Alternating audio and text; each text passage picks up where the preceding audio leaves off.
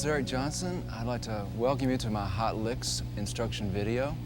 And to begin with, I'd like to go ahead and try to tune up to your guitars and everything, so I'm going to give you an E first to start off with. It's the E first.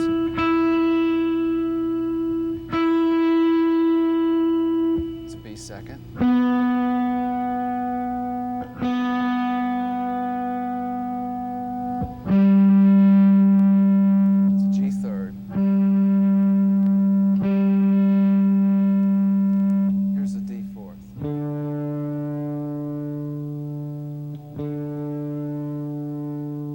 A fifth,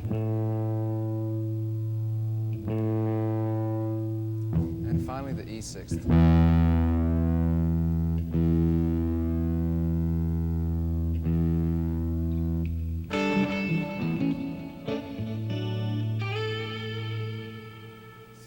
I want to start off by kind of describing what I'd like to talk about in this lesson, which one of the main things I'd like to talk about are my major influences which helped me build my style, and those were Jimi Hendrix, Beck, Eric Clapton, Wes Montgomery, Jerry Reed, Chet Atkins, and a few others. I'd like to stick mainly with those. It was their inherent styles that I used to form an amalgamation of my own style. And I'd like to demonstrate through certain techniques that I took from my favorite players to form that amalgamation. And some of the particular techniques I'd like to discuss with you are picking, both with the pick and without the pick fingering. And the fingering on the left hand or the right hand if you're a left-hand player. And chords and my own kind of chord theory, the way I approach lead, and then a couple of extra techniques which I use to embellish the style, which is vibrato techniques and the use of harmonics and the different ways you can use them. And finally, I'd like to talk a little bit about a general equipment layout that I use that helps me achieve the sounds that I'm going for. So to begin with, I'd just like to preface this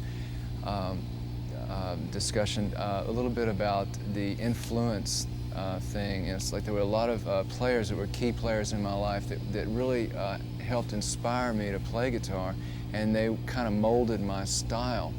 And so the way I went about it, and I suggest this, is to pick out guitar parts off of records of your favorite players. You can slow the recordings down and try to maybe get it note for note. And I used to do this a lot with like Venture records when I first started playing, and also with the Cream records. I would sit around, and do something like a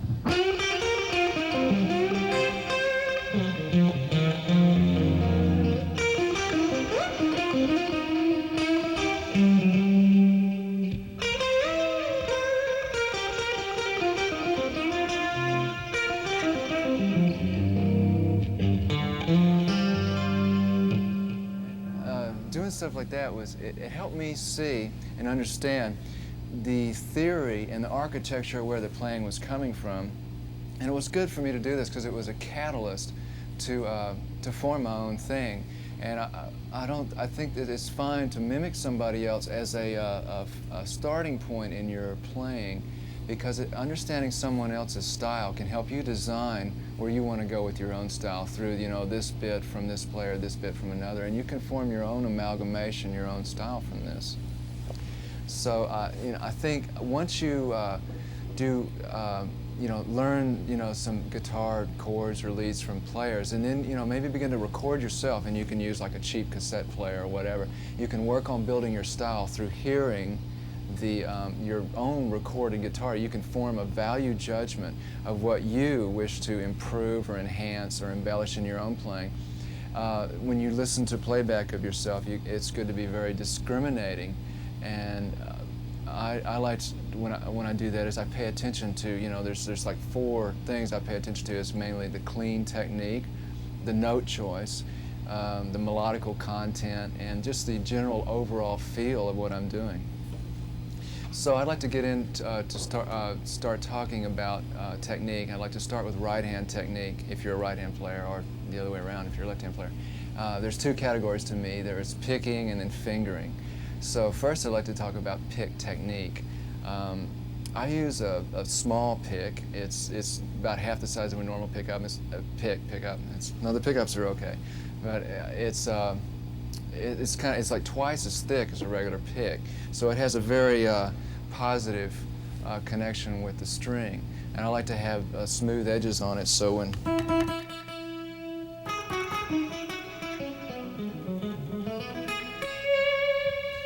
there isn't a lot of extra unwanted pick noise, which is kind of a personal preference for me. I use a very soft hold with it. I don't hold it real hard, but I try to get a powerful connection with the string so that the power comes from the actual contact, the pick with the string.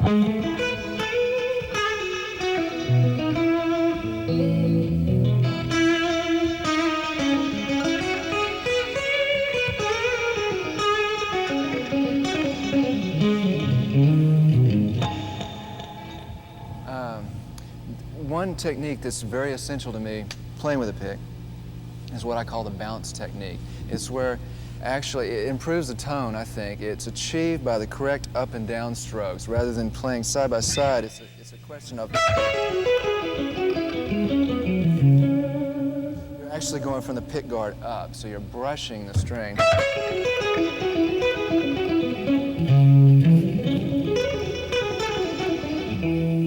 The idea of the bounce comes in when you're playing fast. And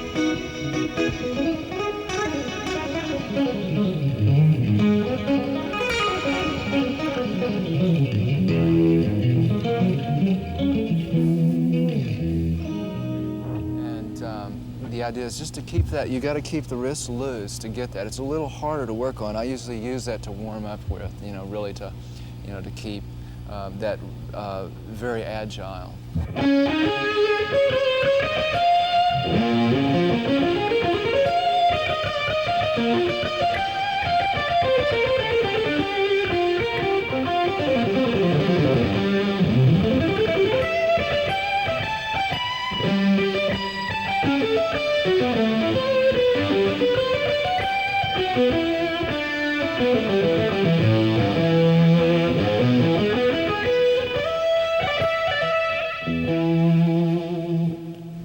Another technique I'd like to talk about with picking is what's called the circle picking technique, which is where the thumb joint actually extends and contracts to create a circle type of picking around the string.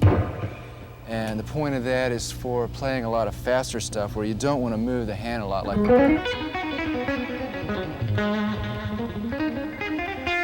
Precisely, if you could see close, if I played it slow for you.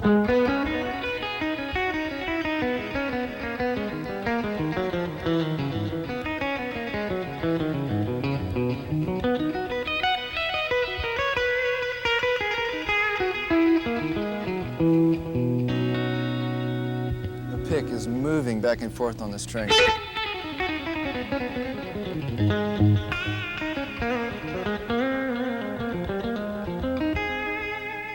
And that's also a very useful type of picking thing to do. You can also adjust the tonality of how you want it to sound via the place where you pick. If you pick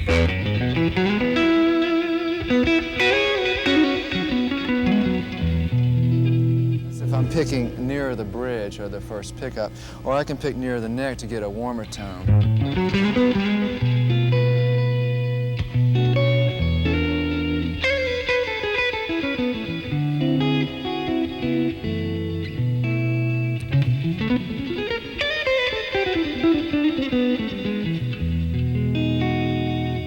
it can be done on either pickup.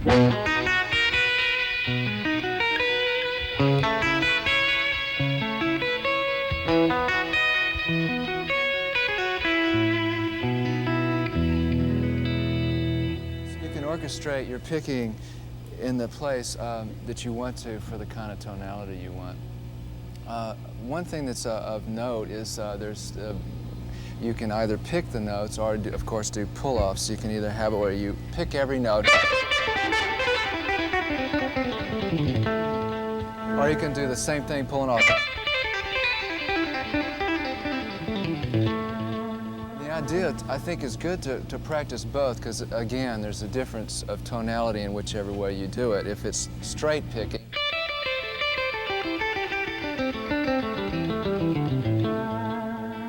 or if it's pull-offs. So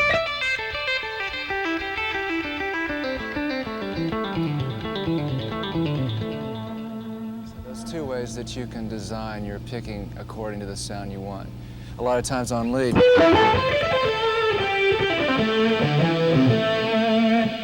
pull-off will give a little smoother kind of tone than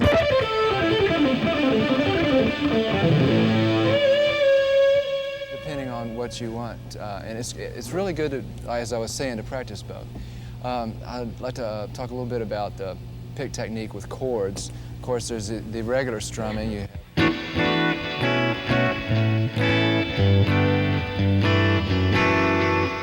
strum backwards.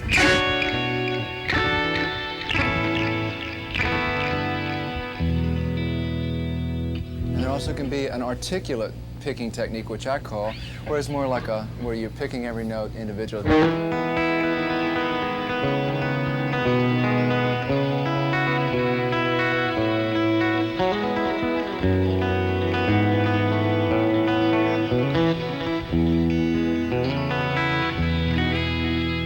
That's nice for articulation of parts, like on kind of thing, where you want to speak the voice of the note more rather than the strumming. I'd like to talk a bit about muting at this point. Both hands use muting technique. For right now, I'd like to address the picking hand muting technique. The idea of the muting is for either the side of the palm or the inside of the palm, side of the hand rather, or the inside of the palm, to be at any and every place that you're not playing, so that wherever you're not playing, you're muting. Otherwise, especially at high volumes, you'll get a lot of noise and unwanted feedback and whatever. So the way that I do this mainly is when I'm just playing regular notes, I'll use, like if I go, I'm using the palm of my hand where I'm not playing. You can see that.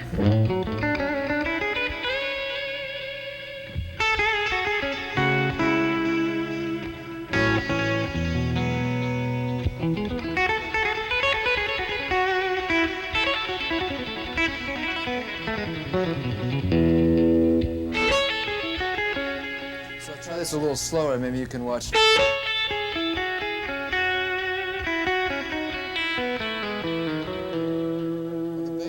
Especially the bass strings, you can see this coming into play, whereas when I'm playing treble strings, it's more of the side of the hand coming into play. And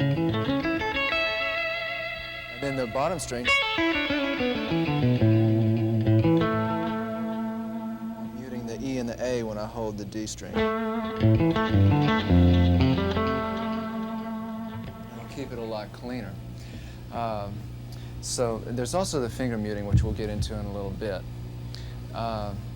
For picking technique, that's pretty much the main parameters I use. So I'd like to venture into talking about finger technique, which is I do without the pick.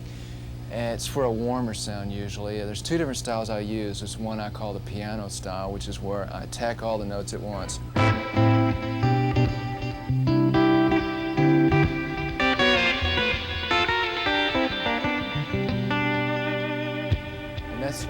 It's more like where you're just hitting all the notes. Gives a little bit of punch. And then the other style I use is the articulate style, where the notes, as I was saying earlier, with the pick, but just without the pick.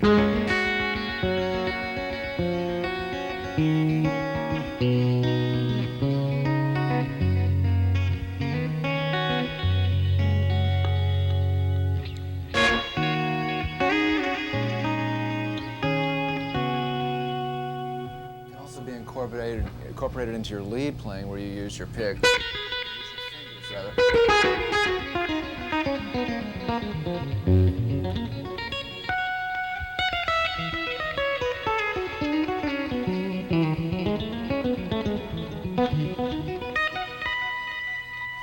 It's a different sound to use that.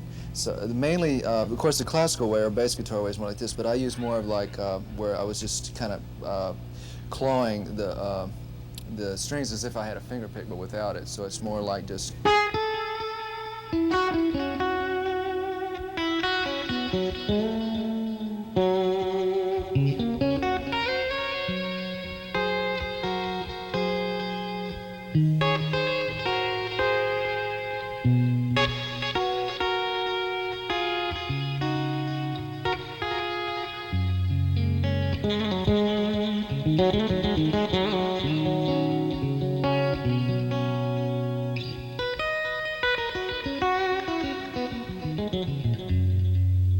And you can do it with a little bit more of a punch to it, like.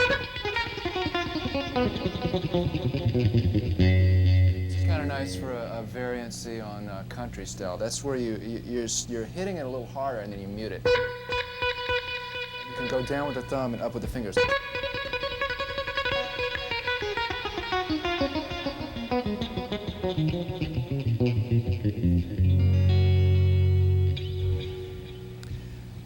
So we'd like to talk about one other fingering technique with the right hand, not using a pick, non-pick technique, if you will. This is kind of the Wes Montgomery thing where you use the thumb, which is probably the warmest sound of all. You're actually taking the thumb and you're brushing it down on the strings. And it sounds best with the neck pickup. And you just kind of try to get the flesh of the thumb. It's not so much of a nail thing, so it's more like.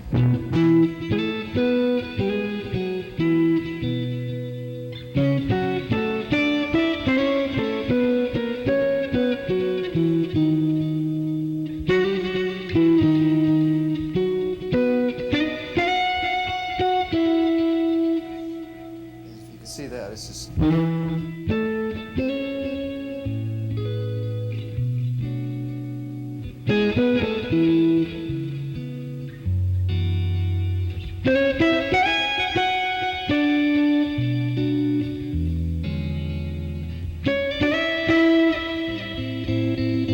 And that's a technique I like to use a lot. I use that in a song called East West that's coming out on our new record.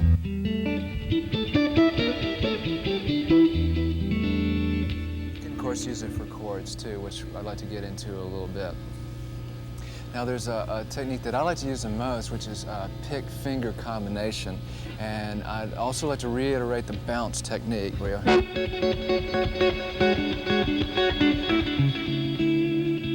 to really get that sound, because that's part of it. And using the pick and the fingers, you can get more of a kind of thing like.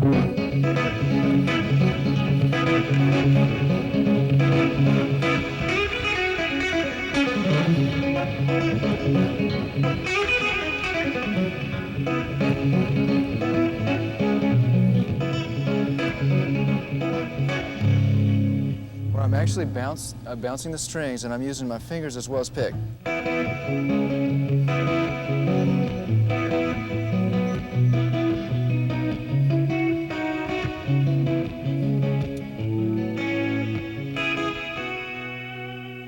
Most of the kind of technique I use with my right hand, and sometimes I'll even use that in lead.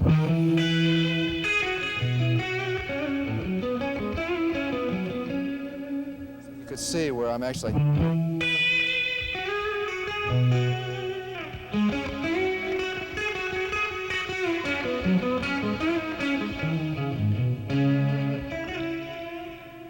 It really affords me the flexibility to just keep the pick, and sometimes if I want all fingers, I can just do this with the pick, with the first finger.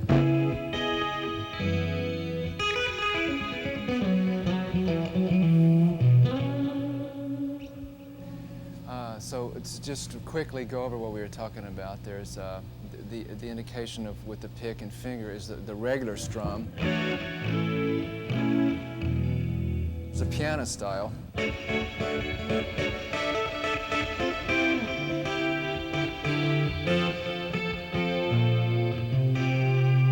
there's the articulate style that I use.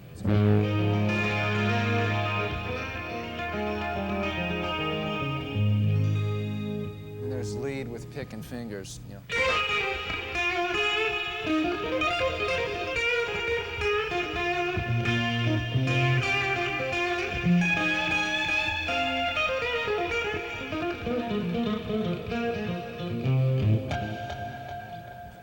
Discussing a little bit before.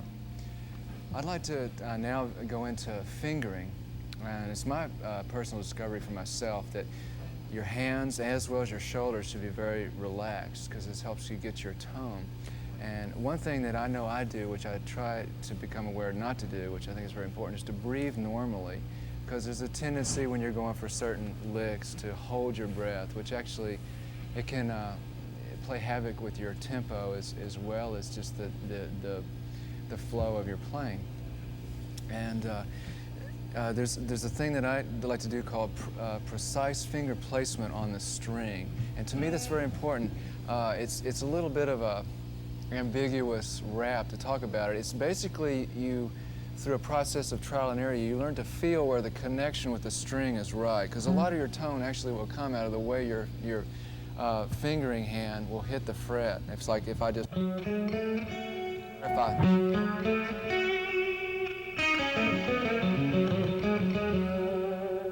try to get the right part of the finger to have connection with the string for the best tone. It'll also give you a little cleaner playing because you're more on top of the string. There are 3 exceptions that I use to this. Of course, the flattening of the fingers if you have to play chords.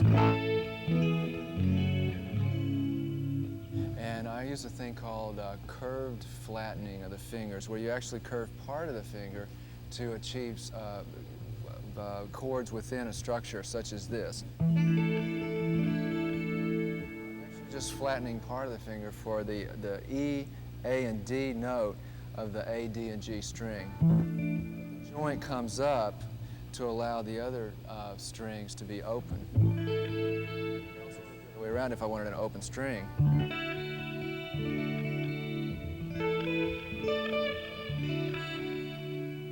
So that's a nice thing to kind of work on. You can do it with the different hands too, or the fingers rather. The last exception I have to the rule of precise fingering placement is if you wanted to actually finger 2 notes on 2 different strings with 1 finger. For example, you would fret right in between the 2 strings.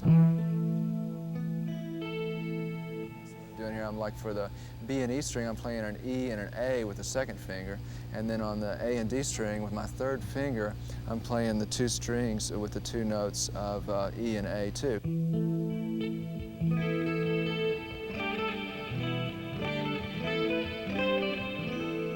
It comes in very handy on certain chords. For instance, if I was to play this chord, major 7 chord, but I wanted a bottom on it, I might bring my thumb around and actually my thumb would play 2 notes. So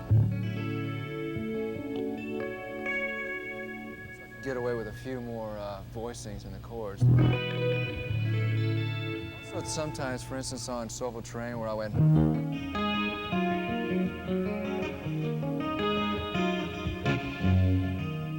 to me, there's a little bit of a different sound using 1 finger for 2 strings. I'm using 2 fingers for 4 notes. It sounds a little bit different than, it's a little bit more of a punchier sound, so you can incorporate that sometimes when it isn't absolutely necessary, just for a different sound.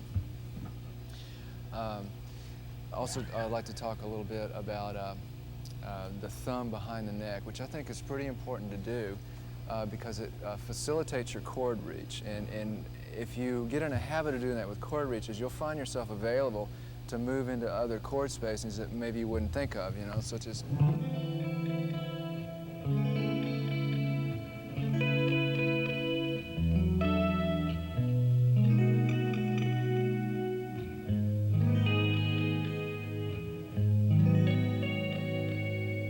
Just repeat those to show you.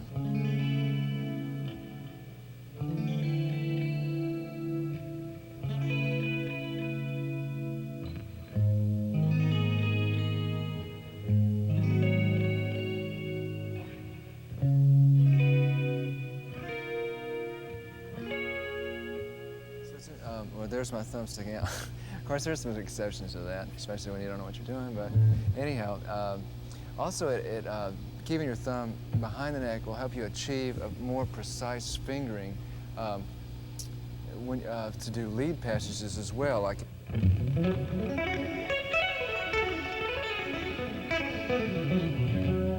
Most part, I like to keep my thumb behind it, so for like.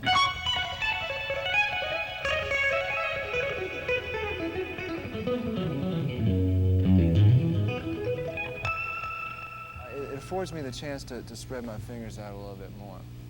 And then again, there are two exceptions I use for doing that. As mentioned earlier, like that D major 7 chord, if I need that for the thumb over to get those notes, then I like to do that. Or if I wanted to put like that chord I was showing you where I use a finger for 2 notes, if I wanted to get a bottom on there, I have to bring my thumb over for that. Or if I, a lot of different chords, if I want to really stretch it. Doing like what would that be, like a flat 5 B flat chord with a major 7, but I wanted to put a bottom on it. Or if, there's a real pretty West chord. Put a 5 in there, I'd have to use my thumb. So sometimes there's always exceptions to the rule, but the point is that it is a good guideline to just help facilitate your playing, unless there's an exception to the situation. Also, the Hendrix type rhythm, he used his thumb a lot, and it got a kind of a different tone.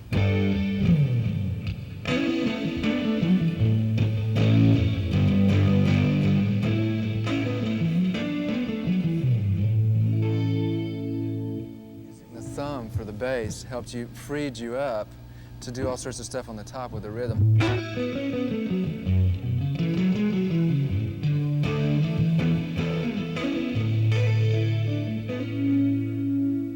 So it's nice in that respect too. Of course, you can also go, if you want to do that, and get the. Of course, that's really not a very good technique, but it looks cool, and that's what counts.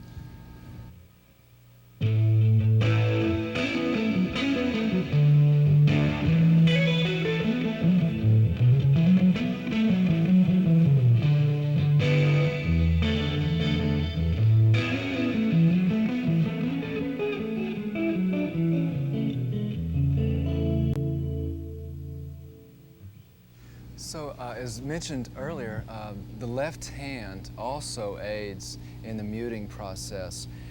And again, it's a situation where you want to mute unwanted noise and extraneous notes from coming out of what you're playing. So when you first hit a string, we were talking earlier about the muting of the side of the right palm and the side of the right hand and the palm. But when you first hit a string, such as first hit that note, right hand isn't in a position to effectively and immediately mute the strings that aren't wanted. So that's where the left hand comes into play to help in the muting process. And the particular technique I like to use is, as I'm using the tip of my fretting finger, the idea on the neck is to let the sides of the fingers touch the strings adjacently to keep them quiet while you're hitting the other string and the other notes. So if I was to take this real slow, you could see, like if I was going to go, take that real slow with the B, the tip is muting the E string, the under portion mutes the D fourth string.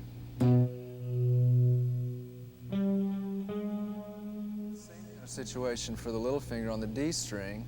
When I hit that G note, I'm muting on either side of it too, via the under part of the little finger and the tip.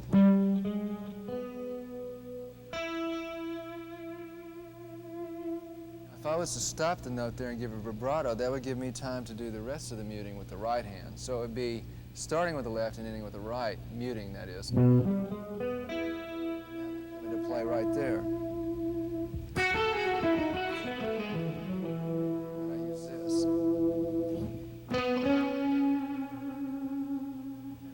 Further add, just regressing a bit to the right hand, also another technique of muting with the right hand is another finger muting as you do with the left hand, where if you're stretching strings, if you're on the G30, you're stretching up. I actually use my fingers to quieten the B and E string. And I'll use this part of the hand to quieten the other ones. If I was to stretch on the B string, I would use one of the fingers to just get the E first only. It's right here is where you can see that I'm muting that. So it's kind of a two-part process, finger and palm on the right. And as long as I'm doing the licks, I'm muting with the sides of the fingers. If you're playing faster runs and you want it legato sustain,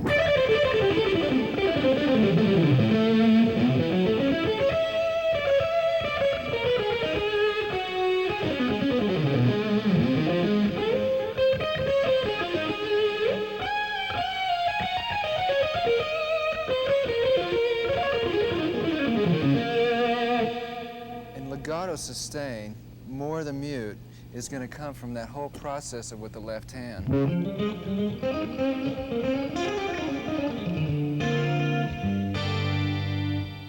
the tips to mute where you don't want to be. If you were to want to play faster runs and have muted style throughout the run, of course, then you'd want to use the side of the hand where you mute constantly.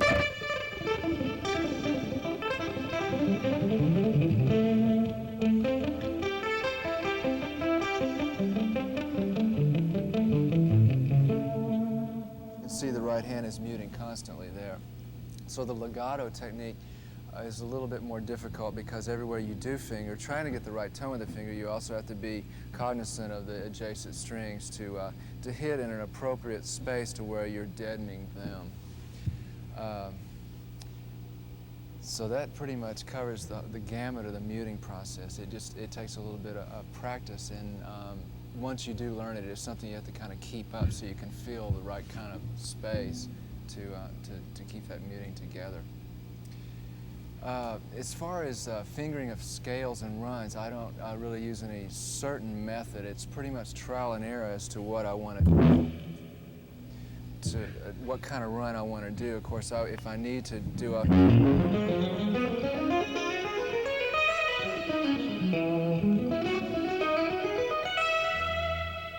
wide stretch, I want to position my fingers accordingly. Otherwise, you can just get away without using the little finger, but it's good to always incorporate the little finger into runs. One of the main things that dictates the kind of fingering I'll use is actually the kind of sound I want to do. For instance, a big string will have a certain sound. As the smaller strings will have a different sound. Play the same note on different strings.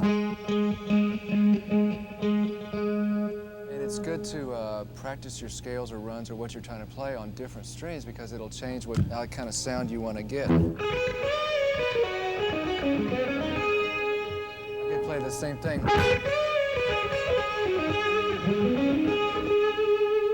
I could yet even thicken it up more.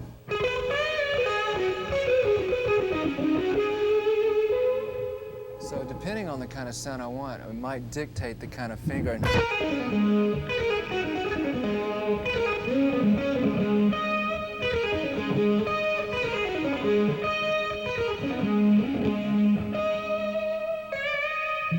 that'll change the way you want to do your fingering. That's kind of what I use as far as fingering. And again, it's kind of just a practice thing of, well, that works better there, and I need to, if I have a wide scale, I need to keep my thumb behind the neck, then, well, I need to, get the little finger out there to get the scales I want to get.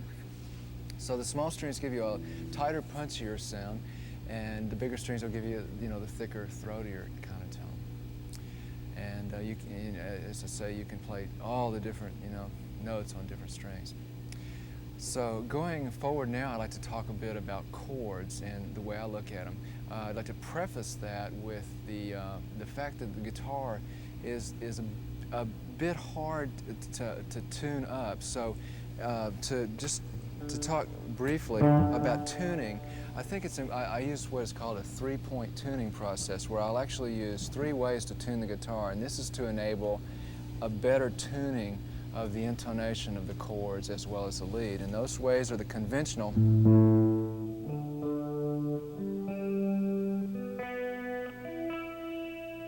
Use the 4th fret below the open string that you want to tune, except of course for the G, the 5th fret, except for the G, which is the 4th fret, with the B to the B. And then also it's harmonic to harmonic, the same note though.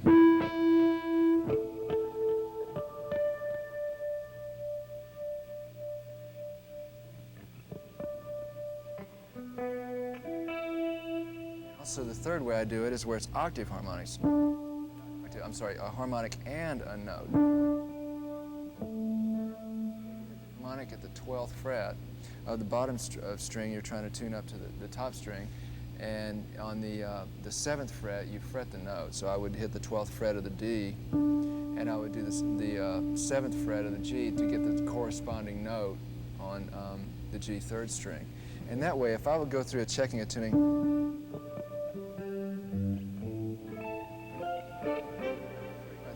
temper the whole guitar. So that is just to preface talking about chords, so that when we do go chords, we can get them in tune more. The way I look at chord theory is not so much a theoretical approach as to me, you can look at it in a more simple way. And the way I look at it is kind of like they're a combined group of notes that are individually either a recessive or a dominant melody within the whole of the chord that you're playing. And it's through these chord changes, as you change in a song, there becomes an inner melody of the notes in the chord that has maybe movement of different, whether it's simple or complex, but it's a movement of that inner melody that develops as the chord changes occur. To show an example, I'd like to just start with a simple thing. Like if I was to just do like a A major chord to a B minor chord, I'd go to an A chord with a C sharp, which would be a 3rd bottom, to a D chord. If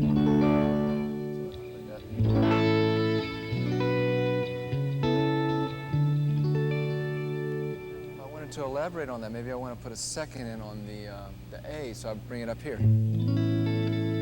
2nd on the B minor. I might want to drop the root on the octave of the A chord to a 7, and then maybe a major 7 here, 6 in it.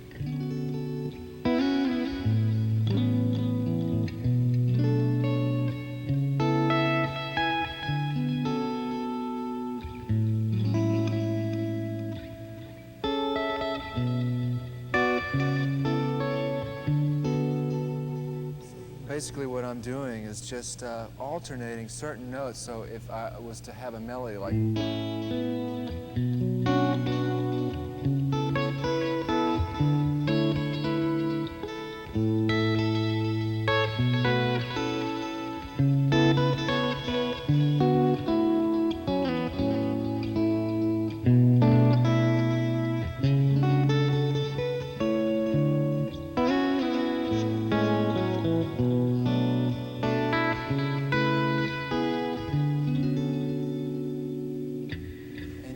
tell a story with each passing melody that you might put in a chord.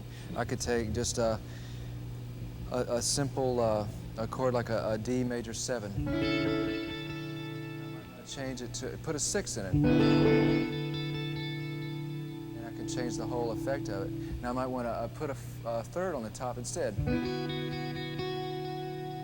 Now I could take that same chord, say I got to that point. You know, it's just it's a process of these simple little steps that you can see the changes in the elaboration of the chord instead of seeing it as all one big thing that's kind of hard to reach to. So again, I like to say I start with a D major chord, change it into a major 7. Maybe I want to drop the 3rd to a 2nd. Maybe I want to put a 6 in. Maybe I want to put a 4th on the top. Maybe I want to add another string, but I've run out of notes. So I'll just transpose that to the next place. Guitar, which will be like this. At that point, I can put a top of a 6th. I could put a major 7. I could even put a 9.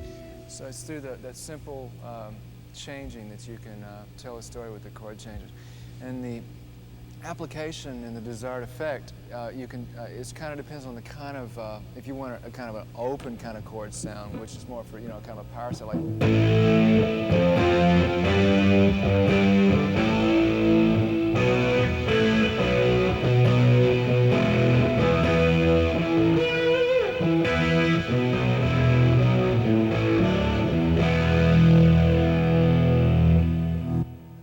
using mainly the 1 and the 5. Like if I'm in E, I'll use an E, a B, an E, a B, and you stack those fifths. And as you do that, you want to, you know, like say, oh, I got this string here that would be a third, but I want to mute it. So it's the muting process we discussed earlier. This, like if I wanted to get a real powerful, so I mute the third with the side of the third finger on the on the D string that's fretting an E. So it's like, if I was to actually play individual string, it would sound like. If I was doing an A, I'm muting the third. Hear that within the context of playing the chord. And then there's also the more defined chords where you do bring in the seconds, the thirds, the sixths, the flat fives, and that's where you get more of the, you know.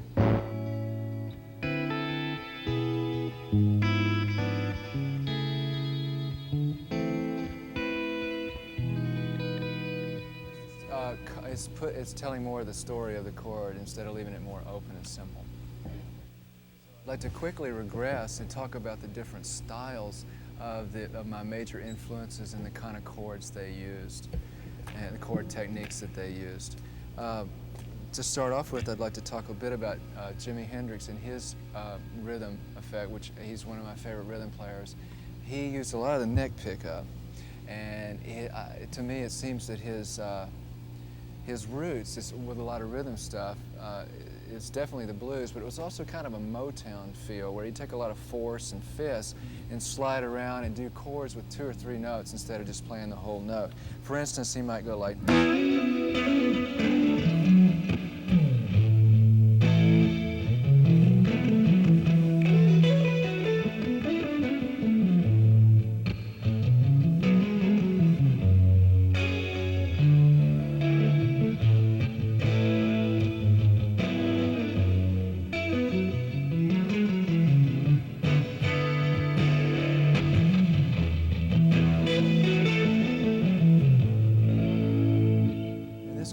Evident in a lot of his songs, and what's happening here is just it's an old kind of Motown thing where they just, if I was in the key of A, this stuff.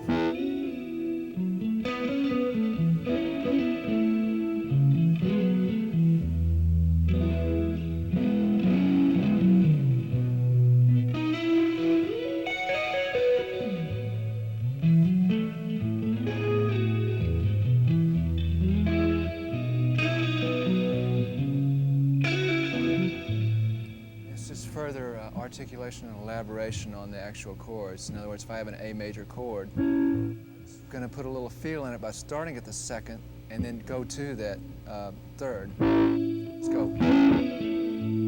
Going up. And that's the way he approached it. And of course, he would do it with more of a thing like Axis, where it got a little bit more depicted.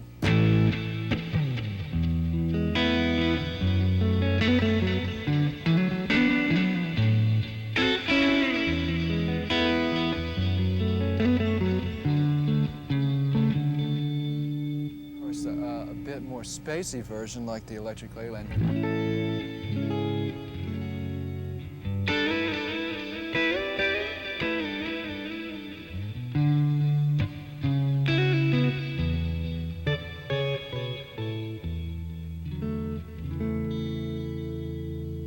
So it's a process of playing chords sometimes with kind of an inner lead thing happening, 2 or 3 notes. I'd also like to talk a little bit about Wes Montgomery's chord technique, which is more with the thumb and just playing more of a kind of a just, you know, the more defined chords with the thumb.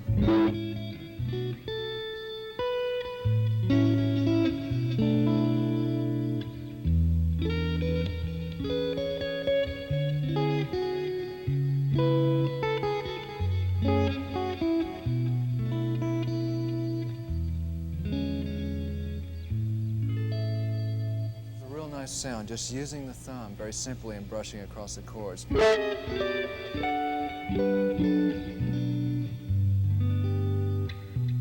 can intermingle them too.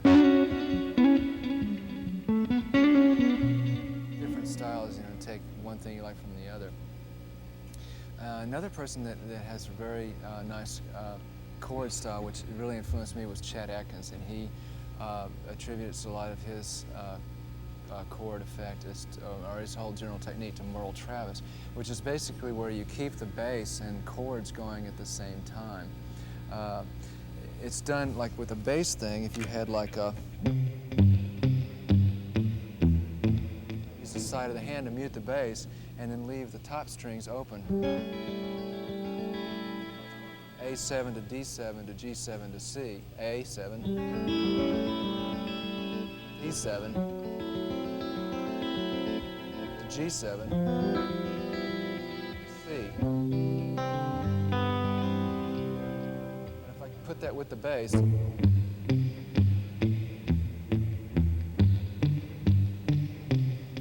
side of the hand, I'd come up with something like this. And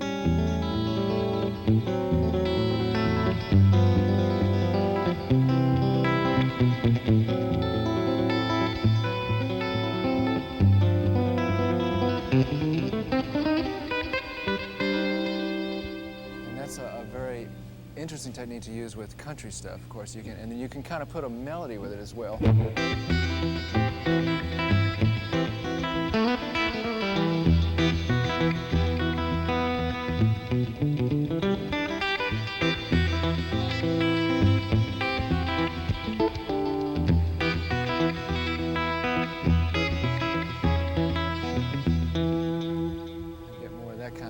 So it's a process of keeping a bass going, basically 1, 5, 1, 5, and then putting the top in that you want to do. And it's good to just practice them individually and then put them together and do it very slow and build it up, and you can work into that the bass chord kind of thing happening.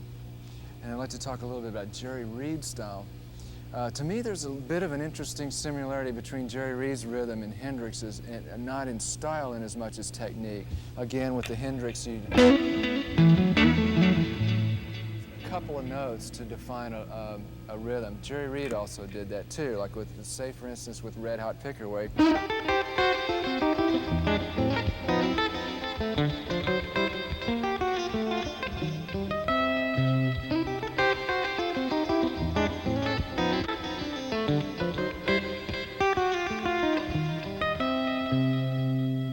see that real slow, it's using 1 and 2 and 3 notes sometimes to do the rhythm.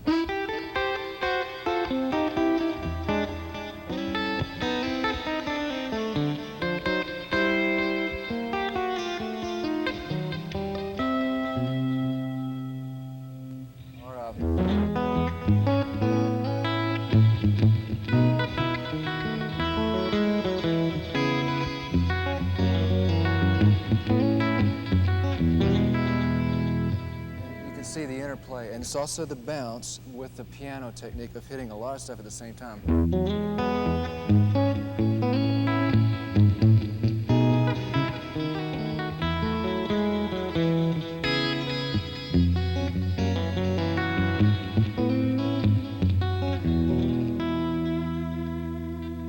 And the muting comes into play, especially with the bass, because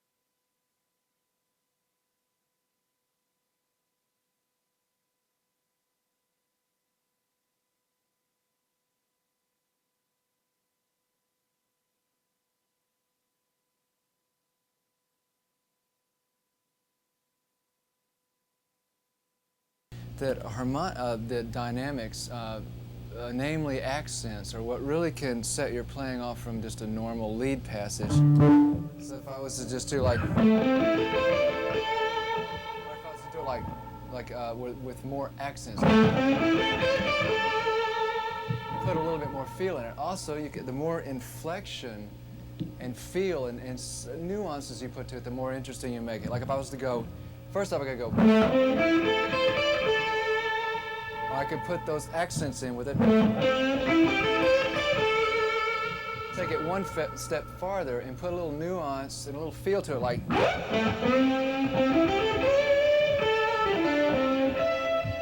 and just put a little color with it, but just by the way you might stretch to the note, or just a different, kind of put a little sass to it or whatever, like.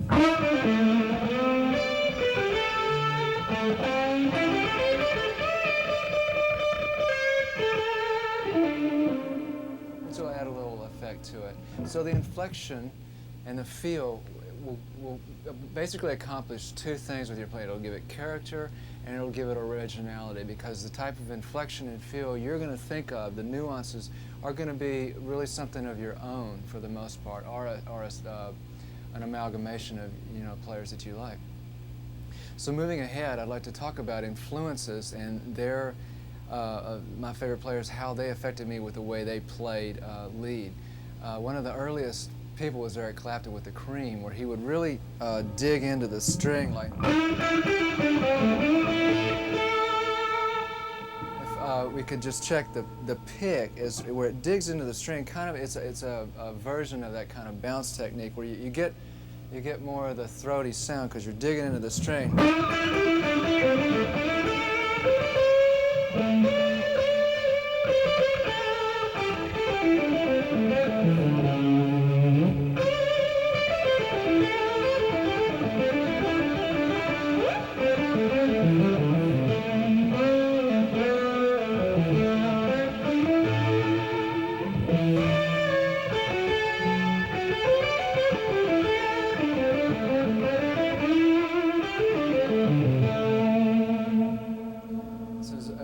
Influential style on me, the Clapton effect.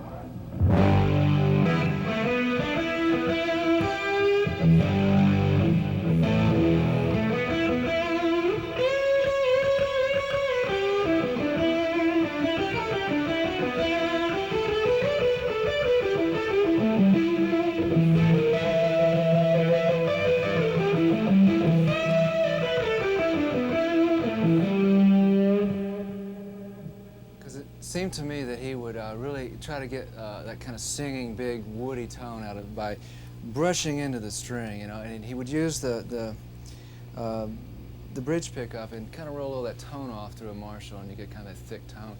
One of the things about Clapton's playing which really taught me a lot was his use of vibrato with the left hand, and he had what I would deem as subtle vibrato, just on just barely rock the string with your wrist, which would be like.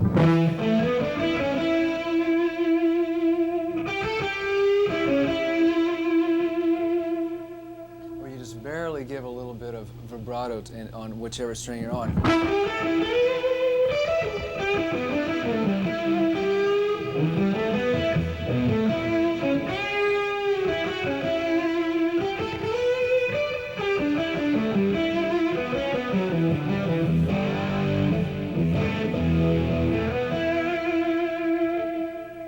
Again, adding character to the notes you're playing, and then he used a more verbose vibrato where he would stretch the string and give it more of a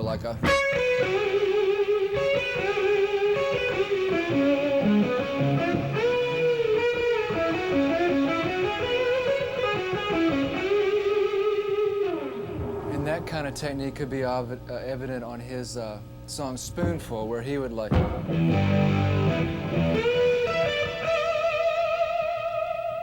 actually using the fulcrum of the hand behind the neck, stretching up to the note, and then just rocking it back and forth to the note and back to where you originally stretched from.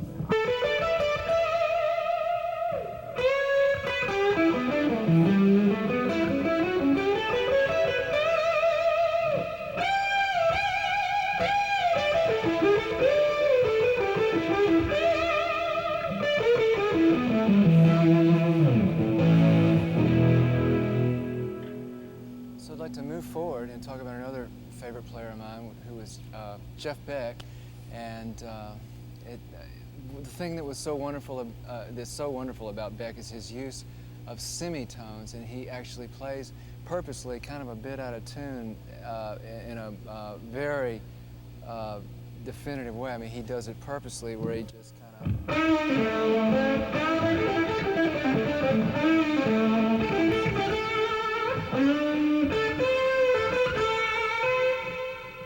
Actually, he would stretch the note a little bit out.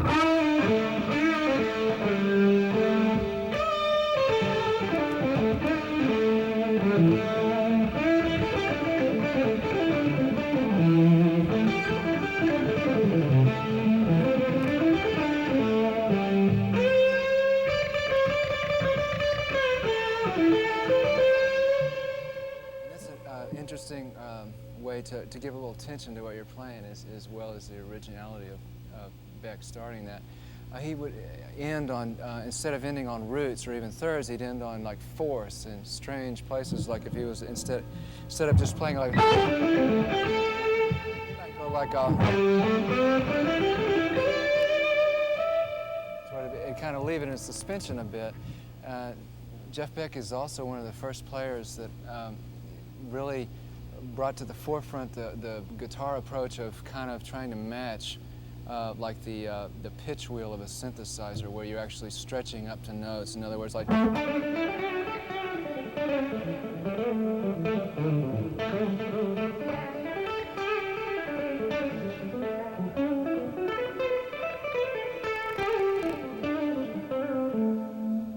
stretching as if it was like a wheel to an absolute pitch. In slower explanation of that would be like...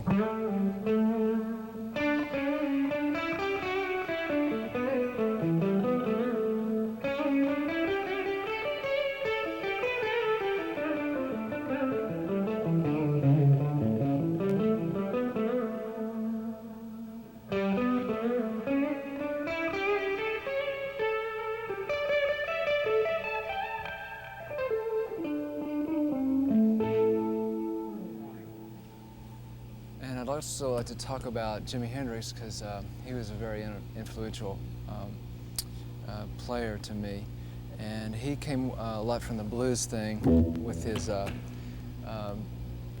lead playing, and he would, more stuff like...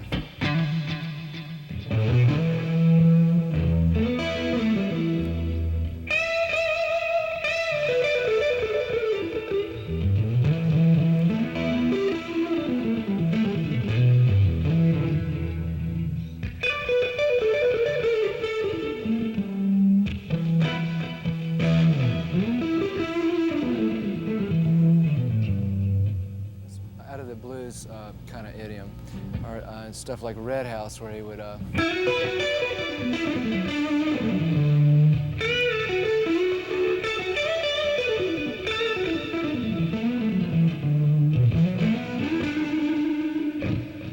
use a lot of the neck pickup to get that kind of sound, and of course he used a lot of like fuzz, which I like to use, like the fuzz face, to get that kind of a sound like he got, which is more of a psychedelic kind of thing.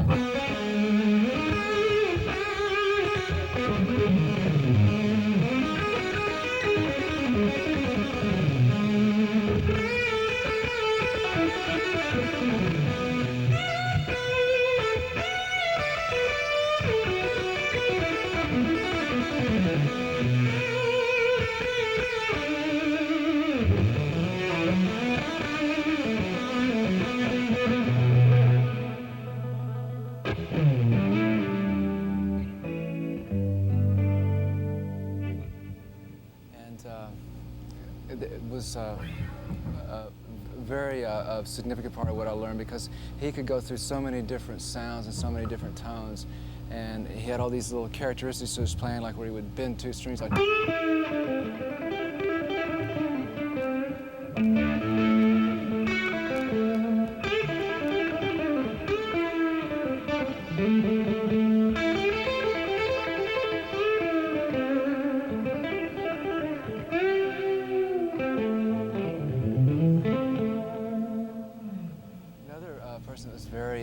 essential on my lead playing was Chet, because he would put the lead with the rhythm, and get more of like what we were talking about earlier with the bass and the chords going, and then he puts kind of a melody within that and comes up with kind of a whole song within itself. So that was interesting to me to learn, because I love the sound of it, and also it kind of could encompass so much in one guitar part. For example, a little song thing I do, which is a direct thing that I got from Chet Atkins, is like.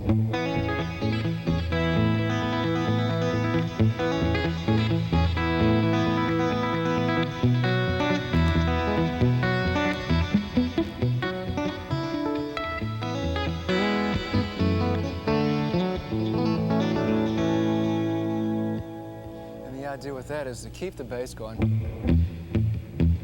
have the chords. On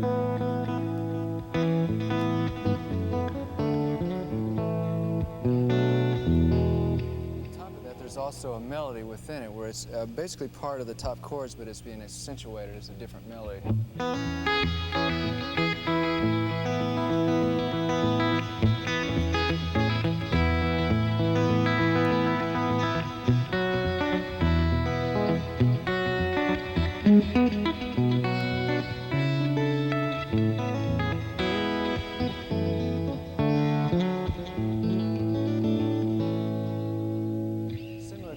Idea of Chet Atkins, but just with accentuating a lead melody on the top via the second and third fingers.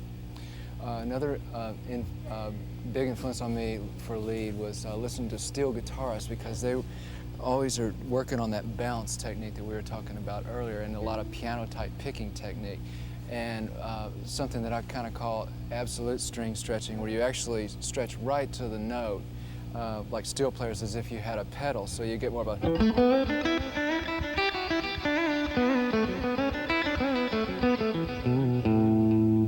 can actually stretch before you even pick the note to give you even more effect of the pedal, like.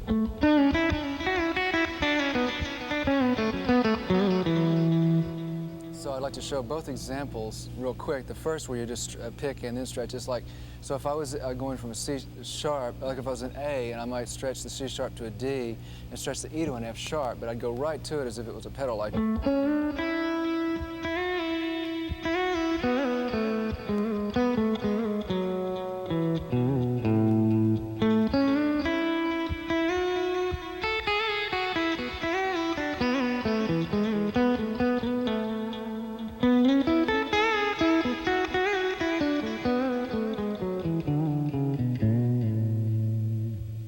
The other way is where you actually stretch the note first and then pick it. So relatively the same lick doing that way would be more like.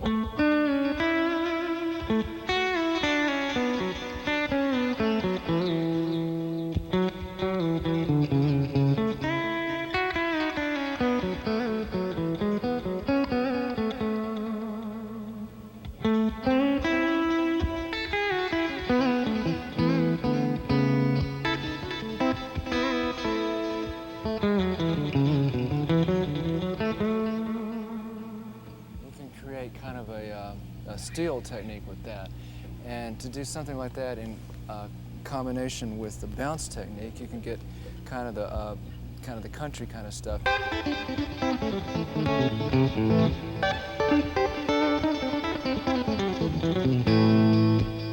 if we could get that bounce thing with the piano technique of hitting certain notes together at the same time.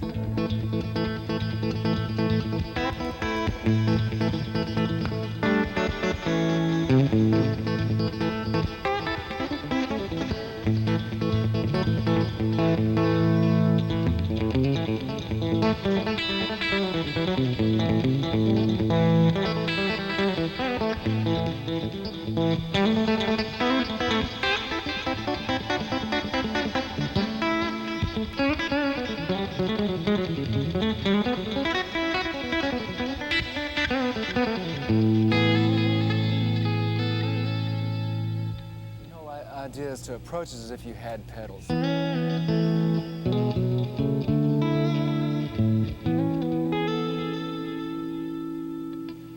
So the steel guitar technique on guitar can pretty much be accomplished by using three factors. the piano type picking where you're and keeping the bounce in mind, keeping the right hand going up and down, along with the absolute string stretching. And the absolute string stretching is something that you can just practice, and according to the gauge of strings you have, you can feel kind of where the spot is, where it matches with the note you're trying to get to. One of the last people I'd like to talk about is a lead influence on me was Wes Montgomery. And as we were talking earlier, he used the thumb to brush across the strings to get that real warm kind of tone. And he basically would just, for the song body, he played melodies via octaves, and he would get something like.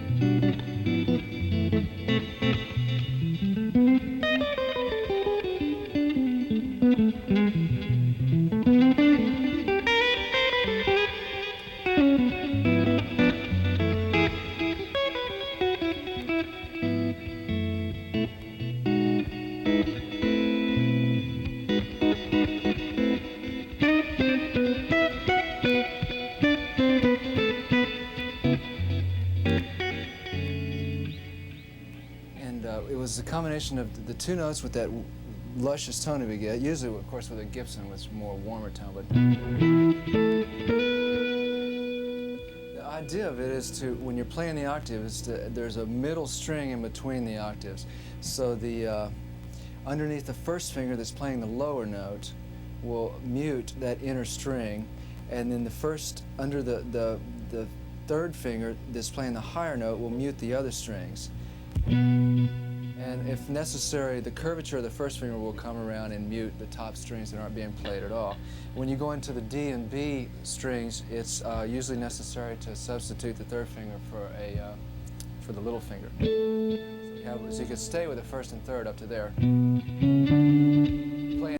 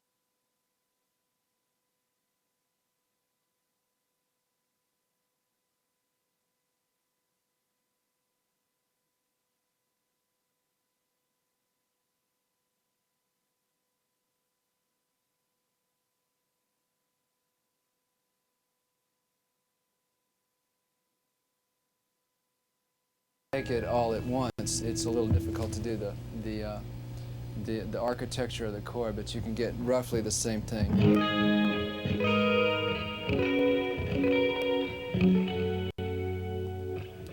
Another type is, of course, is the classical style of harmonics, which I use with the pick. So I was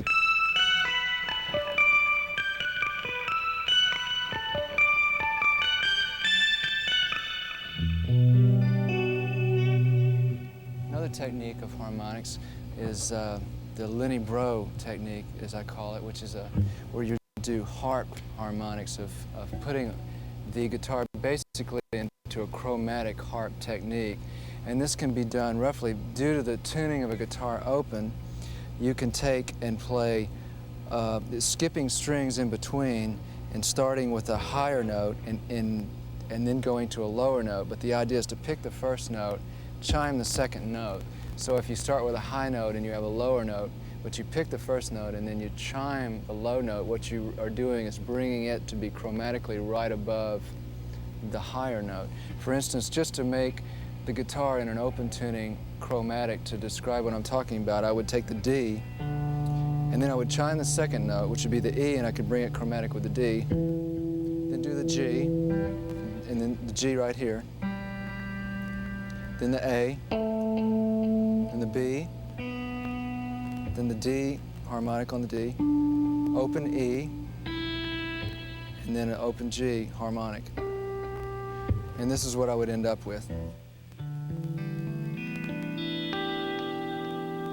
It's using the classical harmonic technique with the right hand. And now the idea is to take the same technique and put it with chords.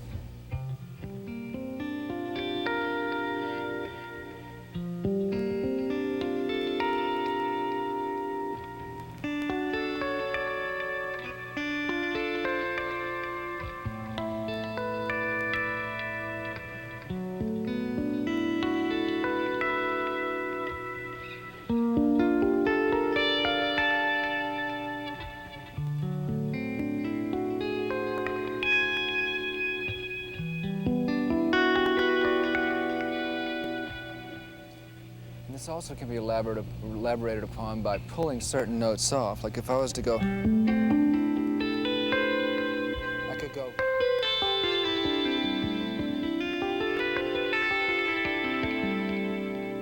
And I could get it more.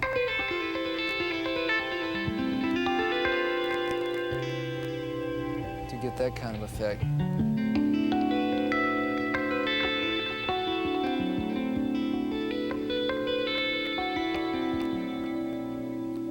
Also can be two notes done at once with the same chord. Like I could go, or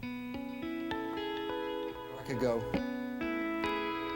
where I'm actually using my thumb and first finger to make the harmonic, and at the same time using my third finger to just hit open a note that's a string over. So it would be like if I was to take the G and A string first, harmonicking the A string, and then the B and D string, harmonicking only the D string. The open E with the G string and harmonicking only the G.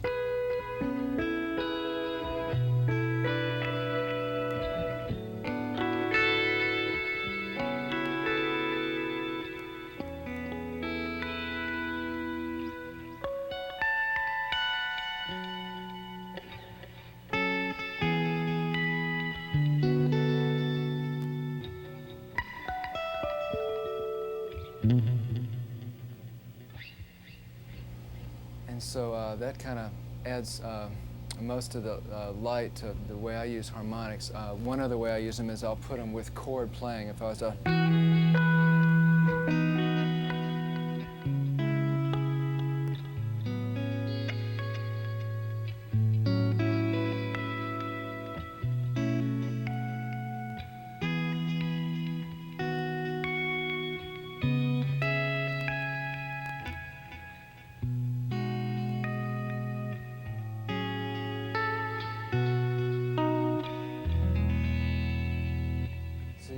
more voicings to chords by actually using the classical technique, pinging a harmonic at whichever note you'd want to bring out.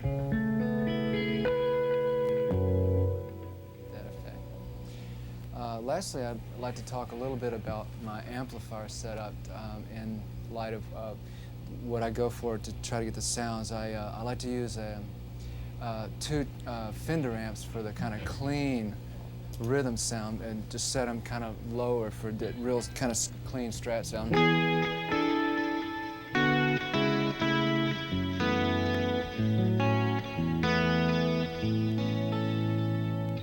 then I use another amp that's a dumble amplifier. Actually, it's just like a very high-powered twin. It's for getting more of a dirtier rhythm sound. So have certain fuzzes on that to you know, get different kinds of lead tones. And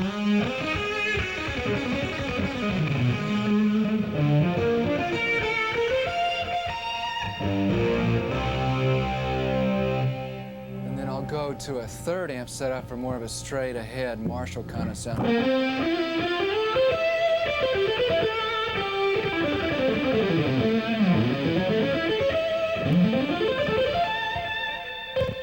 Sometimes it quits because the switches are so bad and all.